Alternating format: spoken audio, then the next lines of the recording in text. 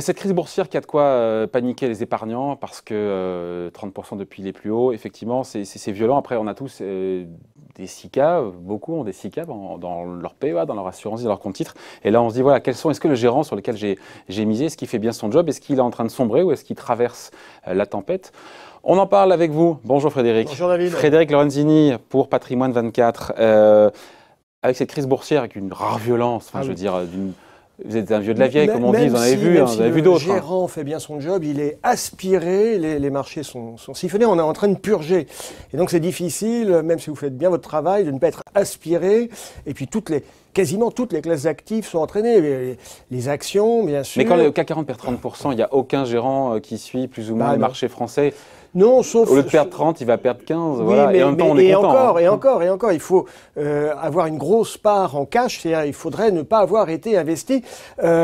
Donc, tout ce qui est fonds actions françaises, sur la semaine, ça a perdu à peu près 20%, mais vous avez des fonds actions qui ont perdu bien plus, ceux qui sont investis dans le secteur de la santé, de l'énergie, pardon.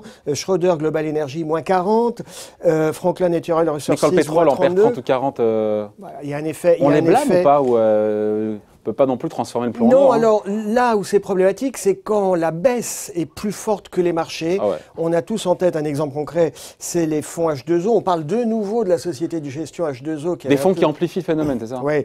H2O Multi-Equity, c'est sur un mois, moins 50%.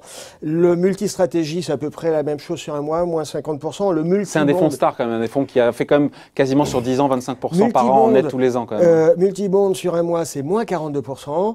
Et en même temps, l'année dernière, en 2019, c'était plus de 30%. Ouais. En 2018, c'était plus de 30%, 14% en 2017. Et là, patatrac, tout s'effondre. Et alors là, c'est très problématique parce que ce sont des fonds qui ont amplifié la tendance, au point que la maison mère, qui n'est autre que Natixis, est chahutée en bourse. Natixis, ça a fait lundi moins 18%. Hier, ça fait moins 21% sur un mois. Ça a dû remonter aujourd'hui. Hein. Oui. C'est du rebond. Sur un mois, c'est moins 57%, au point que, selon certaines rumeurs, Natixis se pose la question de vendre cette filiale, société de gestion, qui quand même régulièrement défraie la chronique. Ça avait déjà été le cas en juin l'année dernière, où il y avait eu des dégagements de l'ordre de 6 milliards d'euros sur les fonds H2O. Sur les 30 milliards Sur les 30 milliards. Ouais.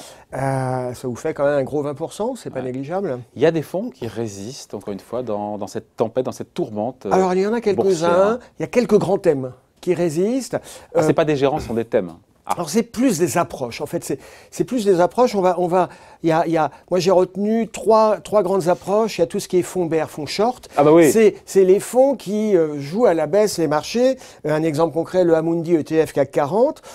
Year to date, depuis le début de l'année, le fonds fait plus 29%. Ouais. Mais il n'a aucun mérite, c'est le principe même de dire que quand le CAC 40 perd 1%, le fonds, lui, s'apprécie d'1%. C'est le miroir inversé. Absolument, c'est symétrique.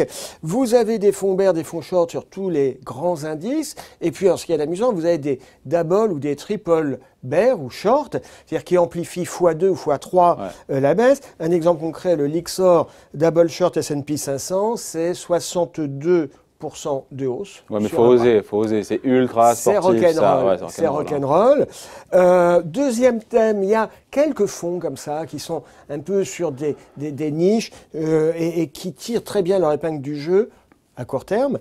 Je pense au Pictet Emerging Market Debt, qui investit sur de la dette émergente, c'est 20% sur une semaine. Ouais. Et puis, il y a bien sûr tous les fonds qui sont spécialisés, qui jouent la volatilité.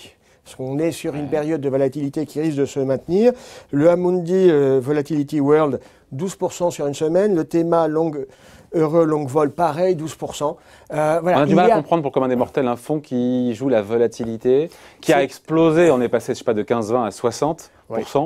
Comment ces fonds ils font pour jouer alors, on est sur de l'ingénierie financière. On est via des produits structurés. Vous vous exposez. Vous avez un indice qui s'appelle le VIX, qu'on appelle l'indice de la peur, qui mesure la volatilité. C'est le sous-jacent de C'est souvent le sous-jacent. Alors le VIX, c'est sur les marchés américains, mais vous avez des indices volatilité pour les marchés européens. Et donc une des façons de s'exposer à la volatilité, c'est de jouer ces indices de volatilité. Bon, on rappelle rapidement, juste pour votre analyse sur comment expliquer, c'est toujours facile à posteriori de dire oui, c'est toujours facile alors, double krach boursier cette semaine. On trouve tous les responsables, on dit c'est la faute des fonds indiciels qui font des dégagements, c'est la faute du trading algorithmique, du trading haute fréquence qui amplifie le mouvement. C'est pas faux.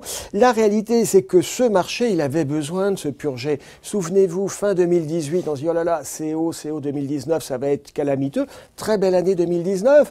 Et avant cela, début 2016, on se dit oh là là, CO, il va falloir qu'il se passe quelque chose. Il s'est rien passé. Donc, vous avez un premier phénomène, c'est que ces marchés, ça fait longtemps que les opérateurs, que les gens qui vont sur les marchés, que les acteurs même des marchés se disent oh, il y a un moment, ça va corriger. Et donc, ça corrige. Ouais, pas comme ça. Ça corrige très violemment. On est sur une purge qui risque d'être longue. Alors, qui risque d'être longue. Enfin, longue, pas à ce rythme-là. Hein, parce que ce rythme-là, non, justement, ce qui risque d'être retournera à ses débuts à 1000 points.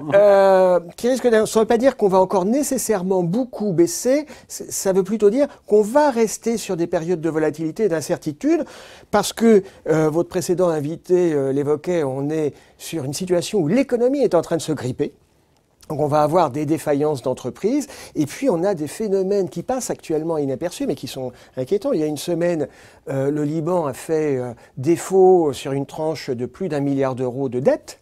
Donc ça, c'est quand même symptomatique, ça laisse des traces. Il y a beaucoup de phénomènes qui actuellement passent au second plan mais qui risquent de rajouter à l'inquiétude des... Vous pensez à quoi en particulier ? Je pense à la situation à la frontière entre la Grèce et la Turquie.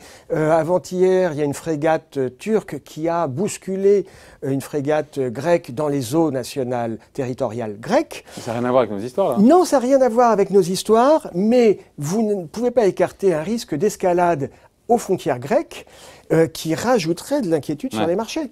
Il y a le cas du défaut libanais. Tout ça, c'est des facteurs... Le marché de la dette, notamment dette d'entreprise qui est dans l'œil du cyclone.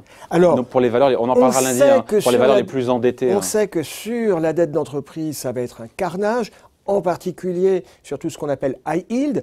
Le high yield, c'est un marché de la dette à haut rendement. Des boîtes qui sont mal notées, qui sont en situation financière tendue. Exactement, donc des sociétés qui sont déjà fragiles. On pense sur le high yield en particulier à toutes ces entreprises américaines qui sont sur le gaz. Pétrole, le gaz de schiste.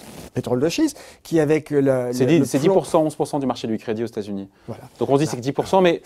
Bien sûr que c'est 10%, mais par contagion, par effet domino, ça ne va pas juste se cantonner, ces 10%. C'est pour ça je pense qu'on a encore devant nous de la volatilité. Alors, ce qui ne veut pas dire que le CAC 40 ou les grands indices vont encore plonger de 20 ou de 30%. Ça veut dire qu'à mon avis, sur encore plusieurs semaines, on aura de la volatilité. Voilà, et donc difficile de faire le boulot de gérant.